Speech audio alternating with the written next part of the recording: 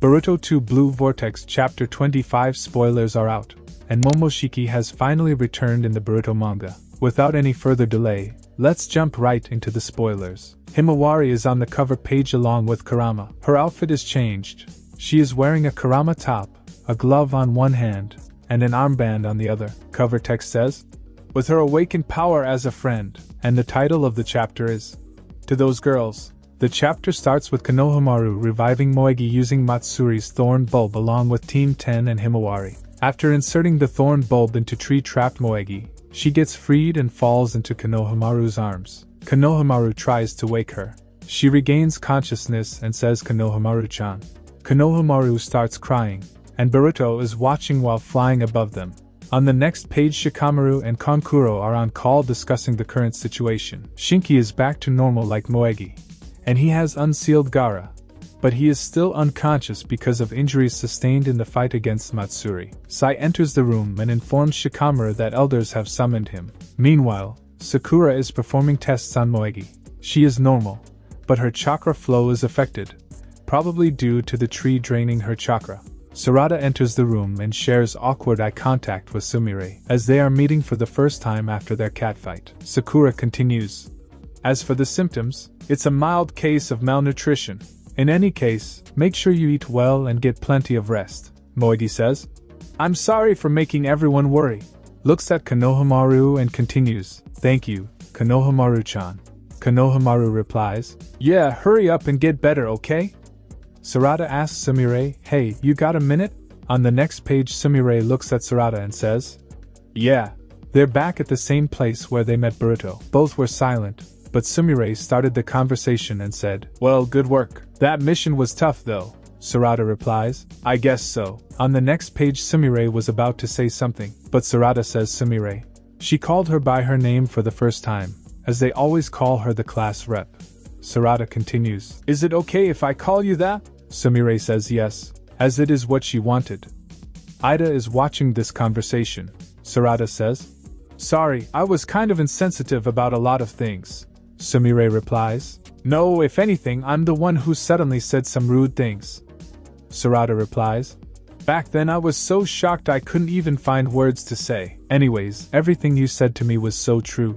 I was being ignorant towards your feelings and about my own lack of ability. I kept turning my eyes from the reality right in front of me. Back then, remember you asked me, right?" We again see the flashback panel from part 1 where Sumire asked Sarada about Boruto. Sarada continues that it was an honest feeling at that time anyways. "I never thought about him like that, but you know, I started to realize I started spending more and more time thinking about him. That guy, he was always dealing with some kind of problem, so it always seemed tough for him, right?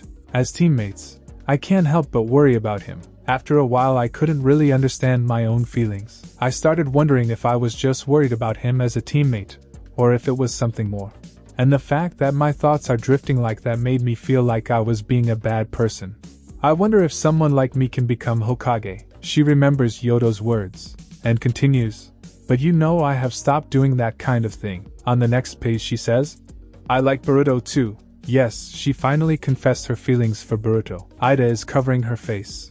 She was getting jealous of this interaction. Sumire just looks at her. Sarada continues, "The desire to help him, which makes me stronger. I even feel like I could become Hokage." On the next page Sumire says, "I already knew about your feelings a long time ago. It was completely obvious." Sarada replies, "We are even, right?" Sumire answers, "Thanks for being honest and talking to me. From now on I'm not holding anything back either. So we're even." Ida, after watching this, says this isn't a joke. Of all people, you had to go, and while I was not around, and stir up such an intense situation. Hey sensory team, respond and connect me immediately to those girls. We move to the Uzumaki house. In the house, Himawari is sitting in meditation. She is training with Kurama inside the psyche plane. Kurama easily defeats her, and says that's not it at all. "You just don't get it. Listen, I'm not going to hit, so don't rely on your arms. And use your leg strength and try to jump. It's all chakra. Everything is possible with chakra control. You can become more than an ordinary ninja." On the next page, Himawari replies, "I know that much. I'm a ninja too, you know." Kurama replies, "No, you don't understand. You're not an ordinary ninja. You have a tailed beast inside. What you are is what is called a Jinchuriki. Even though you are a human, you're close to being someone like me or Jura. Himawari is shocked. Kurama continues, we are not talking about who you are. The point here is about which combat technique you should use. This is nothing more than a lesson in that. Throw away common sense and think of yourself as the embodiment of chakra itself. Everything starts from there, Himawari replies. Even though you say that, none of it sinks in. Kurama sighs and says, I'm tired.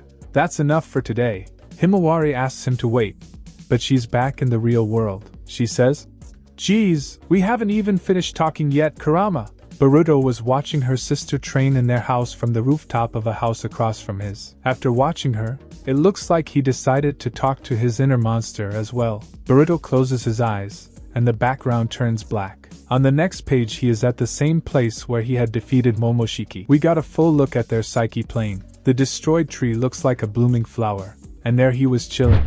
Yes, Momoshiki is finally back in the story. Boruto looks at him. Momoshiki says, What's gotten into you? Coming into contact on your own? Boruto replies, You're still sulking as usual? Momoshiki answers, Because somehow you have survived again, living carefree after nearly dying. I'm at the very bottom of that despair, just like this. I should have abandoned you when Kawaki killed you. Now that reincarnation is not possible, and I can no longer control your mind. My soul, with nowhere to go, with your death breaks free from this curse. My only way to disappear. This is huge. It seems Momoshiki has given up completely. Coming back, Boruto says, I need to ask you something. I need you to lend me your strength for this once. Momoshiki answers, Don't make me laugh. Just disappear. Boruto says, Listen, I'm not saying it'll be for free. If you can defeat Jura at that time, I will give you this entire body. Momoshiki looks at Boruto. It seems he is intrigued. On the last page Sumire says, But Boruto himself probably doesn't realize how we feel about him. Sarada replies, Not probably. He absolutely doesn't have any clue. Well, that's actually one of the things that makes him so great. The end text says, Driven by his mission, he stepped onto the path of the demon. What will be Momoshiki's response to Boruto's proposal? And the chapter ends. This was a very good transition chapter, which excites the readers about the upcoming arc. Unlike Naruto, Himawari is getting training directly from Kurama on how to become a perfect Jinchuriki. Sarada confessed her feelings to Sumire. Even Konohamaru is feeling those tinglings. And finally, Momoshiki. He seemed defeated, but that might be a ruse. Boruto is offering his body to him voluntarily. Anyways, comment below with your thoughts on the spoilers. Meanwhile, watch my previous videos, and we will meet in the next one.